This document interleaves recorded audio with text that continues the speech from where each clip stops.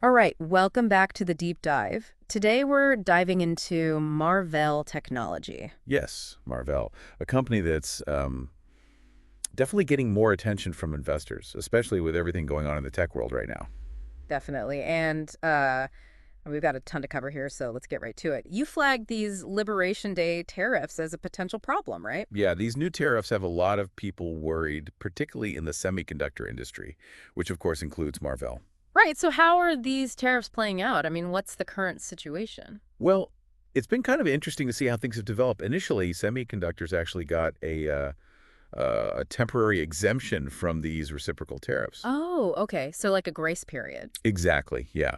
For a short time, they weren't directly affected by these new duties. But it doesn't sound like that's going to last. Most analysts seem to think it won't, no. There are strong signs pointing towards sector-specific tariffs specifically aimed at semiconductors. And even just that uncertainty, just the threat of those tariffs, that alone has already caused some market jitters. Like we saw Marvell's stock price take a dip after those announcements. Right, because investors don't like uncertainty. Exactly. And they especially don't like uncertainty when it could mean higher costs and lower profits. Yeah, and speaking of costs, you mentioned that Marvell relies heavily on TSMC in Taiwan for its chips. Can you explain why that's such a big deal in relation to these potential tariffs? Sure, so TSMC is like the big kahuna of chip manufacturing, and Marvell gets a lot of their chips from them. If these tariffs on semiconductors actually happen, and Taiwan ends up with, say, a 32% tariff rate, well, the cost for Marvell to get those chips could skyrocket. Wow, 32%, that's huge. It is. Think of it like this. Imagine your favorite coffee shop suddenly having to pay a 32% import tax on all the coffee beans they import. Ouch. Yeah, they'd have to raise their prices, right? Exactly. And that's the fear with Marvell, too. Their costs go up, they might have to pass those costs on to their customers. So it's a direct hit to their bottom line. Right. But it's not just the chips themselves. Remember, the semiconductor supply chain is really complex. Packaging and testing often happen in different places, and those places could also get hit with tariffs. Ah, so it's like a ripple effect. Exactly, yeah. Even if the tariffs only target the chips directly, disruptions or increased costs in other parts of the supply chain can still impact Marvell. Think of it like building a car. Tariffs on engine parts are one thing, but tariffs on tires, or even on the factory where the car is assembled, those all add to the final cost and complexity. Right, it all adds up. So we've got the production side of things, but what about where Marvell saves their products? How does that factor into the tariff equation? It's crucial. China is a huge market for Marvell, and this is where things get really tricky. China could retaliate with its own tariffs on U.S. goods, which would directly impact Marvell sales there. And on top of that, the whole trade war situation could lead to decreased demand from Chinese customers, especially those investing heavily in AI infrastructure, which is a key growth area for Marvell. So not only could their costs go up, but their sales could go down too. Yeah, it's a tough spot. Analysts estimate that if these tariffs go through unmitigated, it could seriously hurt Marvell's gross profit margins, and that, of course, would likely reduce their earnings per share. And the stock market is already reacting to this, right? Like we said, Marvell's stock price dropped after the tariff announcements. Right, investors are pricing in that risk. So what can Marvell do? If their costs go up, can they just raise their prices to compensate? They might have to, yeah. But it's a balancing act. They've got to be careful not to price themselves out of the market, especially in areas where they're competing on price. Right, because their competitors might not be facing the same tariff pressures. Exactly. So they have to be strategic. But it's not like they're just sitting back and taking it. You mentioned some strategies Marvell is considering to deal with these potential tariffs. Can you walk us through those? Yeah, absolutely. They've got a few options. One is diversifying their supply chain, maybe looking at alternative manufacturing partners outside of Taiwan, Yeah. or even taking advantage of TSMC's own investments in the U.S. Ah, so reducing their reliance on one particular region. Exactly. Another strategy is lobbying, working with the government to try and get those tariff exemptions extended or expanded. Semiconductors are pretty strategically important, especially in fields like AI and national security, so Marvell and other companies will definitely be pushing for some relief there. Right, makes sense. And finally, they could really ramp up their domestic research and development efforts. That might make them eligible for some government subsidies that are aimed at boosting local chip production. So playing the long game and maybe even getting some government support in the process. Right, exactly. It also seems like their existing experience with international trade could be an asset here. Oh, for sure. They've publicly committed to global trade compliance and have already set up internal policies to manage the complexities of import and export regulations. Right, so they're not starting from scratch. No, not at all. They already have a framework in place, and they're used to dealing with this kind of stuff. That could give them a real advantage in adapting to the changing tariff landscape, maybe even spotting opportunities that other companies miss. Okay, so tariffs are a big question mark hanging over Marvell right now. But let's switch gears and talk about a huge potential opportunity for them, the rise of generative AI. Right. Generative AI. That's something Marvell is really leaning into. Yeah, and they seem to be focusing on a specific approach here, right? Custom silicon solutions, particularly what are called ASICs. Right. Application-specific integrated circuits. Think of it like this. Nvidia makes GPUs. Those are general-purpose chips designed to handle a bunch of different tasks. An ASIC, on the other hand, is built for one very specific job. Ah, okay. So it's like a general purpose tool versus a highly specialized tool. Exactly. And for certain AI tasks, that specialization can make a huge difference. It can mean much better performance and energy efficiency compared to using a more general-purpose chip. So Marvell is betting that for these massive AI deployments in data centers, these specialized chips are going to be the go-to solution. That's their strategy. They're projecting a substantial chunk of their revenue to come from AI-related applications, specifically from those custom silicon solutions.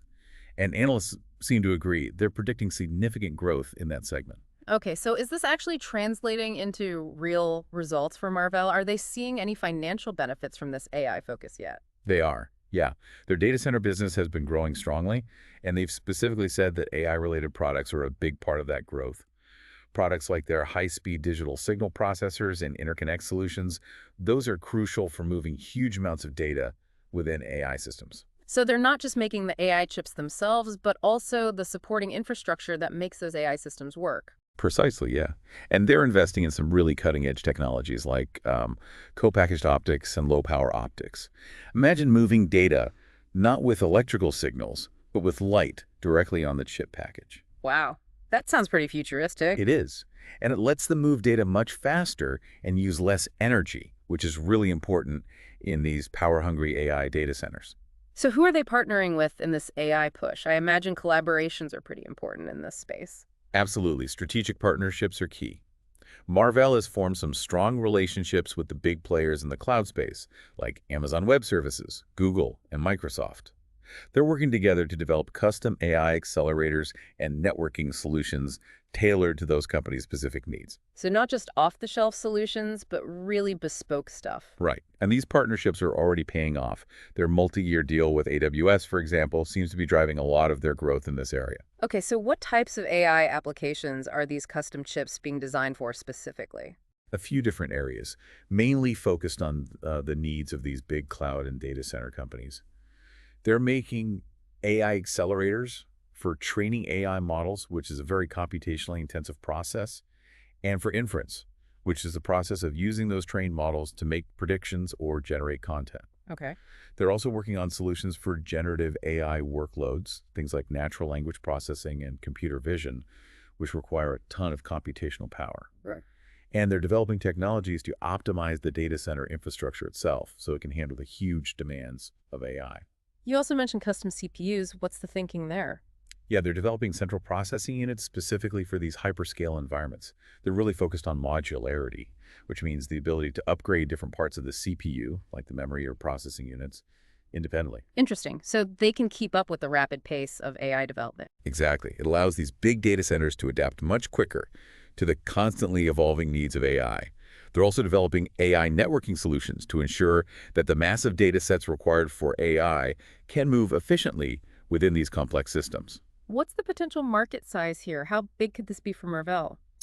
They estimate the total addressable market for custom silicon in data centers to be quite substantial by 2030. We're talking billions of dollars. Hmm.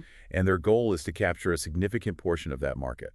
So huge potential upside. Okay, now we can't talk about AI chips without mentioning Nvidia. They're Kind of the elephant in the room, right? Definitely a major force in the AI landscape. So how does Marvell position itself against Nvidia? Are they direct competitors? Not really, no. They're not going head-to-head with Nvidia in the consumer market for AI. You won't see Marvell graphics cards competing with Nvidia's GeForce cards anytime soon. Okay, so they're focusing on a different part of the market. Right. Their main focus is on those hyperscale and large enterprise markets we've been talking about.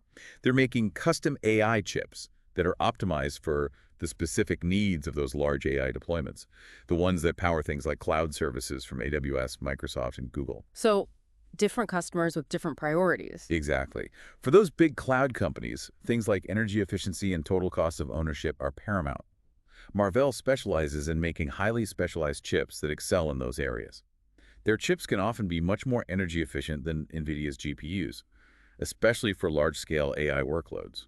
And Marvell's existing business is already geared towards serving these large enterprise clients, right? Yeah, they have a long history in data centers and enterprise networking. So this move into AI-related products is a natural extension of their existing business. While NVIDIA has their CDA platform, which is a big advantage in terms of software, it sounds like Marvell's strength lies in their specialized hardware. Yeah, you could say that. NVIDIA's CED is a powerful platform with a ton of tools and a large developer community. But Marvell's focus is on delivering highly optimized hardware that offers superior performance and efficiency for specific large-scale AI applications. So they're kind of sidestepping a direct confrontation with NVIDIA in their area of strength, the general purpose GPU market. Right, it's a strategic decision to focus on a specific high-growth segment with unique needs, rather than trying to compete head-on with NVIDIA's dominance in the broader GPU market. Okay, so what are the key advantages of Marvell's chips for these large customers? What makes a hyperscale company choose Marvell? Several factors. They integrate high bandwidth memory, or HBM, which is essentially super fast memory stacked right next to the processing unit. This lets them access the huge datasets needed for AI much faster, which boosts overall performance. They also prioritize energy efficiency, using innovations like reduced interface power and co-packaged optics to lower operating costs for these massive data centers. And then there's customizability. Hyperscalers can work directly with Marvell to tailor the chip design to their specific workload requirements, optimizing things like bandwidth, latency, and memory configurations. And of course, their chips are designed to scale for those massive AI clusters. Plus, by focusing on custom designs and using their existing intellectual property, they can potentially offer faster time to market and lower total cost of ownership over the long term. And these custom Marvell chips, they're being used for a variety of AI tasks within these data centers. Everything from training AI models to running those models for inference to supporting the complex data flows within these AI systems. They even have custom CPUs designed for these environments. Okay, so it's not just one specific niche, it's a whole ecosystem of AI solutions. Exactly. They're covering a lot of ground. Now, NVIDIA isn't just sitting back and watching all this happen. How are they responding to this increased competition in the AI inference market? Well, for one, they're entering the ASIC market themselves. They're acknowledging the demand for those more power-efficient, specialized chips. So they're basically validating Marvell's approach. In a way, yeah. They're trying to offer those tailored solutions for hyperscale data centers. At the same time, they're still investing heavily in their GPU architecture, focusing on improving inference performance in their new GPUs. They want to stay competitive in both training and inference. And their CDA software ecosystem is still a huge advantage for them, right? Oh, absolutely. CDA and all the AI frameworks built around it, that's a big barrier to entry for competitors. It's a well-established, familiar platform that makes it easy for developers to use NVIDIA hardware. It also sounds like NVIDIA is looking beyond just the data center market for future growth. Right. They're branching out into areas like robotics, autonomous vehicles, and edge computing. That helps them reduce their reliance on any one market and capitalize on the wider adoption of AI. They're also working to strengthen relationships with those hyperscale customers, even as some of those customers are exploring making their own chips. NVIDIA wants to remain a vital partner in their AI infrastructure. Are they doing anything to address the cost issue? Because that's a big reason why some companies might be looking at Marvell's ASICs. They are, yeah. They're looking at ways to make their chips more affordable. They're also investing in emerging technologies like quantum computing, thinking about the future of computing. So it's a really dynamic, competitive landscape. Marvell focusing on specialized hardware for a specific high-growth market, while NVIDIA leverages its software, keeps innovating its GPUs, and diversifies its market reach. Exactly. It'll be interesting to see how it all plays out. It will. Well, we've covered a lot of ground today, from the potential threat of tariffs to the exciting opportunities in AI and the competitive dynamics with Nvidia. Marvell is in a really interesting position, facing some challenges, but also pursuing a huge opportunity with a unique approach. Definitely a company to watch. Hmm. Understanding their vulnerability to those tariffs, but also their strategic moves in the booming AI market, that's crucial information for investors. Their focus on custom silicon for those massive AI deployments, that sets them apart and highlights a specific growth path worth keeping an eye on. And the different strategies that Marvell and Nvidia are using, that really shows how innovative and dynamic the semiconductor industry is right now. It's not a one-size-fits-all market. For sure. Well, we hope this deep dive has given you a better understanding of Marvell and its potential. Yes, a lot to think about. Definitely. Thank you for joining us on the deep dive. Don't forget to subscribe, like, and hit that notification bell for more in-depth analyses. And for a final thought, think about how this increasing need for specialized hardware in the age of AI, how that might lead to a more fragmented and diverse semiconductor market in the years to come. A lot to ponder. Until